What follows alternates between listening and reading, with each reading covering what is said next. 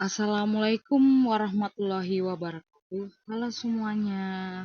Perkenalkan nama saya Belinda Aulia Mulyati, kelas Ekonomi Pembangunan semester 4. Di sini saya akan menjelaskan beberapa isu dan masalah dalam kebijakan moneter.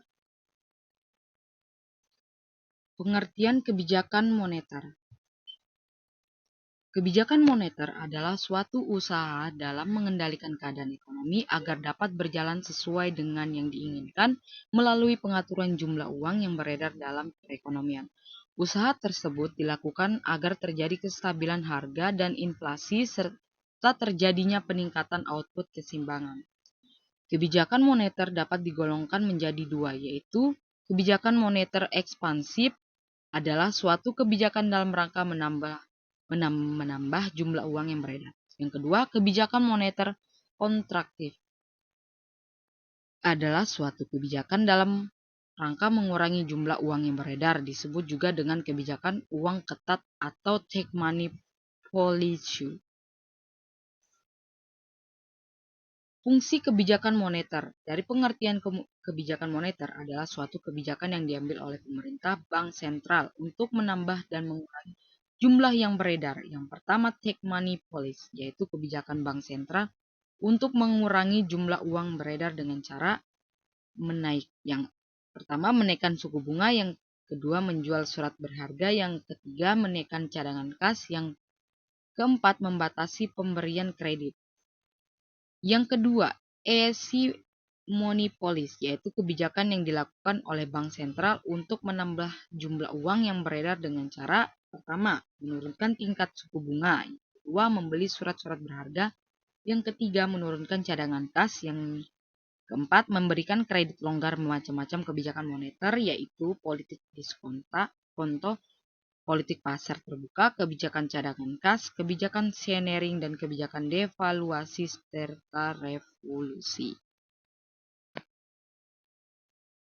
Tujuan kebijakan moneter. Kebijakan moneter adalah tindakan yang dilakukan oleh penguasa moneter bank atau bank sentral untuk mempengaruhi jumlah yang beredar dan kredit yang pada akhirnya akan mempengaruhi kegiatan ekonomi masyarakat. Pengertian jumlah uang beredar.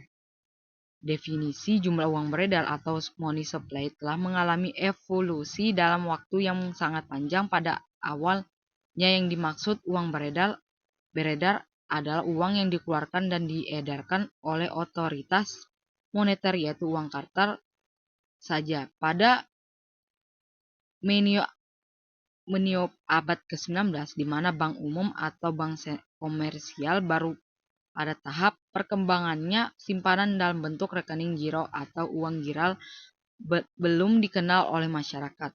Pada waktu itu masih diperdebatkan apakah simpanan dalam bentuk giro dikategorikan sebagai uang. Jenis-jenis uang beredar. Yang pertama, uang beredar dalam arti sempit atau M. M1 didefinisikan sebagai kewajiban sistem moneter terhadap sektor swasta domestik yang terdiri dari uang kartal dan uang giral. Uang kartal terdiri dari uang kertas dan uang logam yang beredar dan berlaku di masyarakat. M1 sama dengan uang kartal plus uang giral. Yang kedua, uang beredar dalam arti luas atau M2. M didefinisikan sebagai kewajiban moneter terhadap sektor swasta domestik terdiri dari uang kartal, uang giral, dan uang kuasi. Dengan kata lain, M2, M1 plus uang kuasi atau T.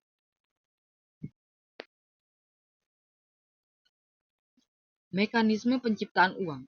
Ada 3 pelaku utama terhadap proses penciptaan uang. Yang pertama, otoritas moneter.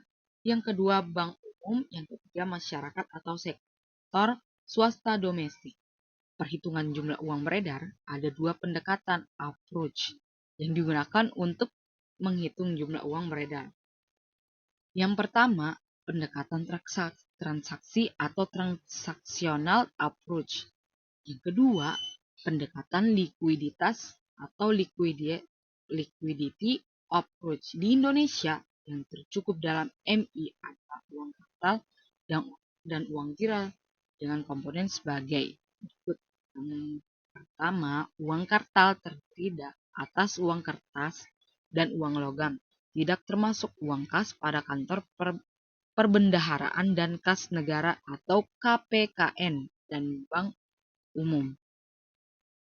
Yang kedua, uang giral terdiri atas rekening giro simpanan berjangka yang sudah jatuh dan tabungan kiriman uang dalam rupiah tempo yang seluruhnya merupakan simpanan penduduk dalam rupiah pada sistem moneter. Faktor-faktor yang mempengaruhi terhadap uang yang beredar. Faktor-faktor yang mempengaruhi jumlah uang yang beredar adalah: pertama, kebijakan bank sentral berupa hak otonom yang kebijakan moneter atau meliputi politik diskonto, politik pasar terbuka, politik cash ratio, politik kredit selektif, dan dalam mencetak dan mengedarkan uang kartal. Yang kedua, kebijakan pemerintah melalui Menteri Keuangan untuk logam dan uang kertas yang nominalnya kecil. Yang ketiga, bank umum dapat menciptakan uang giral melalui pembelian saham dan surat berharga. Yang keempat, tingkat pendapatan masyarakat. Yang kelima, tingkat suku bunga bank. Yang keenam, selera konsumen terhadap suatu barang. Semakin tinggi selera konsumen terhadap suatu barang, maka harga barang tersebut akan terdorong naik, sehingga akan mendorong jumlah uang yang beredar semakin banyak. Demikian sebaliknya. Yang ketujuh, harga barang. Yang kedelapan, kebijakan kredit dari pemerintah. Faktor-faktor yang mempengaruhi uang, yaitu pertama, besar kecilnya pembelanjaan negara yang berkaitan dengan pendapatan nasional. Yang kedua, cepat lambatnya laju peredaran uang. Yang ketiga, motif memiliki uang. J.M. Keynes dalam teori liquidity prevents motif transaksi atau transaksi motif. Motif berjaga-jaga atau pre-country motif, motif spekulasi atau spekulatif motif. Ada hal yang mempengaruhi permintaan uang. Jadi ada hal yang mempengaruhi penawaran uang juga, yaitu pertama, tingkat rendahnya tingkat bunga. Yang kedua, tingkat pendapatan masyarakat. Yang ketiga, jumlah penduduk. Keempat, keadaan letak geografis. Yang kelima, struktur ekonomi masyarakat. Yang keenam, penguasaan iptek. Yang ketujuh, globalisasi ekonomi. Kebijakan pemerintah terhadap jumlah uang yang beredar di masyarakat dilakukan dengan cara: yang pertama, pengendalian tingkat bunga melalui politik diskonto. Yang kedua, menarik atau menambah jumlah uang yang beredar melalui politik pasar terbuka yang dengan cara membeli atau menjual surat-surat berharga.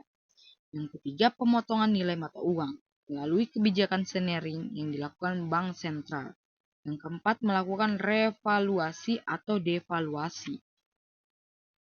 Sekian penjelasan dari saya. Apabila ada kesalahan, mohon dimaafkan. Wassalamualaikum warahmatullahi wabarakatuh. Terima kasih semuanya.